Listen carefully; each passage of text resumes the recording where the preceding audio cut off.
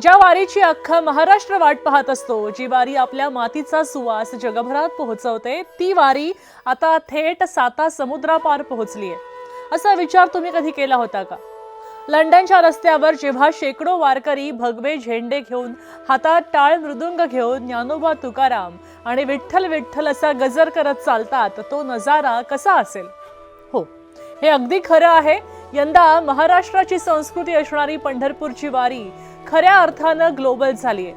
पण ही दिंडी लंडनवरून पंढरपूरला कशी पोहोचणार? या अनोख्या प्रवासाचा मार्ग नेमका कसा असणार आहे? चला सविस्तर जाणून घेऊया. यंदा थेट लंडन मधल्या विंडसर या ऐतिहासिक ठिकाणावरनं पंढरपूरकडे मराठी बांधवांची एक भव्य दिंडी निघालीये. आणि ऐका, हा प्रवास साधा नाहीये.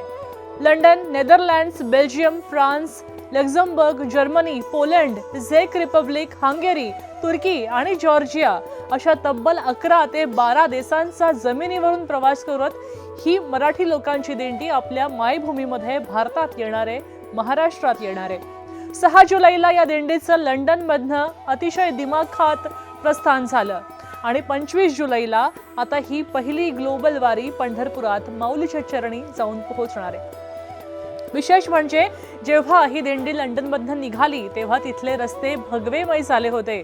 पालखी, डोक्यावर तुळशी वृंदावन घेतलेल्या महिला आणि त्यात 100 ढोल ताशांचा कडकडाट.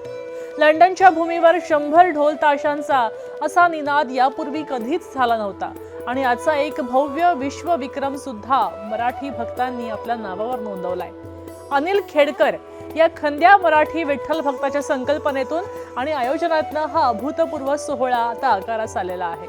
मित्रांनो, वारी ही महाराष्ट्रासाठी केवळ एक परंपरा नाही, तर ती आपली जगण्याची रीत आहे. वारी म्हणजे संतांनी दिलेली समतेची शिकवण, जिथे राजा आणि रंक, गरीब आणि श्रीमंत एकाच रांगेत विठ्ठलाच्या दर्शनासाठी उभे असतात. अहंकार गळून पडतो आणि फक्त भक्ती उरते, ती म्हणजे वारी.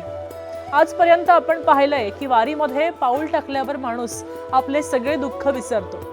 पण आज जेव्हा रोजगारासाठी, शिक्षणासाठी परदेशात गेलेले आपले मराठी बांधव तिथली सुख साधना बाजूला ठेवून लंडनच्या रस्त्यावर टाळ हातात घेतात, तेव्हा समजतं की ही विठ्ठल माऊलीची ओढ नक्की काय असते. ती आपली संस्कृती आणि आपल्या रक्तात किती खोलवर रुजलेली आहे याचं हे एक जिवंत उदाहरण आहे.